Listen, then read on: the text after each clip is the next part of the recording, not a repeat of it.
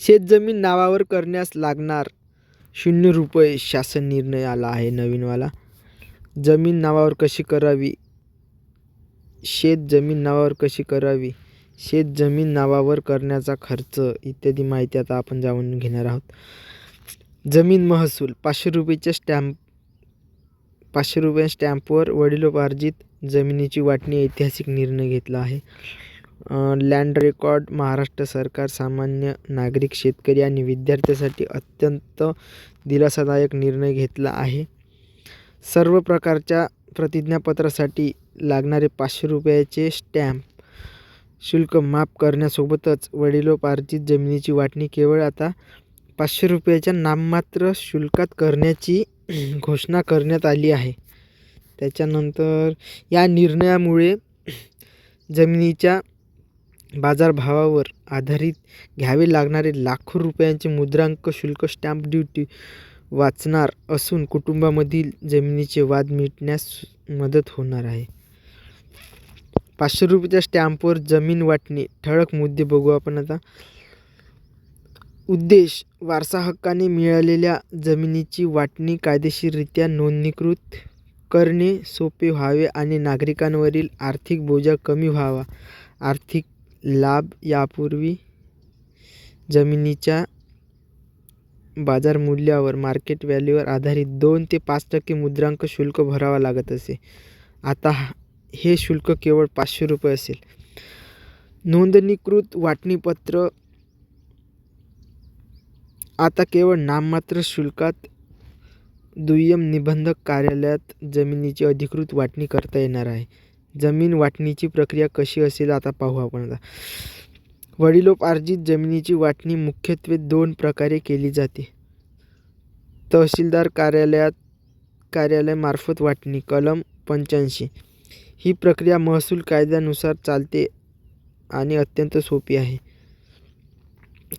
सहमती: कुटुंबातील सर्व वारसदारांची मुलगा, मुलगी, सून, नातू इत्यादी लेखी सहमती असणे आवश्यक आहे. अर्ज: सर्व वारसदारांना मिळून तहसीलदार कार्यालयात अर्ज सादर करावा लागतो. बरोबर आहे. आदेश व अंमलबजावणी: तहसीलदार खात्री करून वाटणीचा आदेश काढतात. त्यानंतर तलाठी सातबारा उतार्यावर नवीन नोंदणी करून स्वतंत्र उतार्याची प्रक्रिया पूर्ण करतात. दुय्यम निबंधक कार्यालयात नोंदणी. ₹500 तरतूद: ज्यांना आपापसात कायदेशीर आणि अधिकृत दस्तऐवज हवा आहे त्यासाठी ही तरतूद आहे. वाटणीपत्र तयार करणे. ही वारसदारांच्या हिश्श्यानुसार क्षेत्राचे वर्णन असलेले वाटणीपत्र तयार करावे. स्टॅम्पिंग म्हणजे आता त्याला लागणारा मुद्रांक शुल्क. हे पत्र ₹500 स्टॅम्पवर तयार करून दुय्यम निबंधक कार्यालयात सादर करावे लागते. मूळ कागदपत्र काय काय लागतात ते सांगतात. मूळ कागदपत्र: सातबारा उतारा, फेरफार, सर्व वारसदारांचे आधार कार्ड आणि 2 साक्षीदार आवश्यक असतात. या निर्णयाचे महत्त्व आणि फायदे: 1.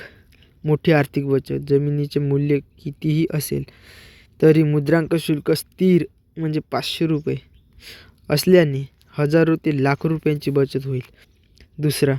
कायदेशीर स्पष्टता. नोंदणीकृत वाटणीपत्रामुळे भविष्यातील कौटुंबिक कलह आणि कायदेशीर गुंते कायमचे संपतील. स्वतंत्र सातबारा उतारा. प्रत्येक वारसदाराला स्वतःचा मालकीचा स्वतंत्र सातबारा उतारा मिळणे सुलभ होईल.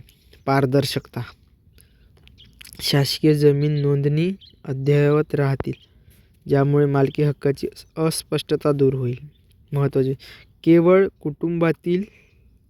कुटुंबासाठी आहे.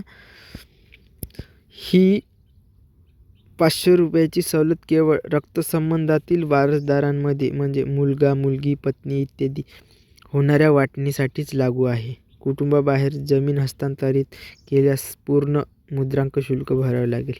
बरोबर. सर्व वारसदारांची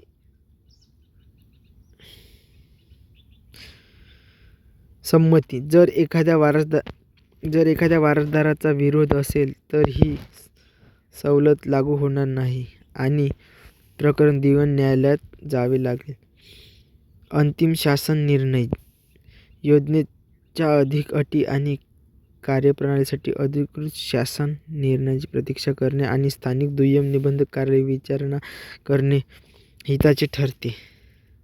तुम्हाला तुमच्या जमिनीचा सातबारा उतारा किंवा फेरफार ऑनलाईन कसा पाहायचा याची माहिती हवी आहे का? धन्यवाद. हवी असेल तर चॅनेलला सबस्क्राईब करा आणि लाईक करा.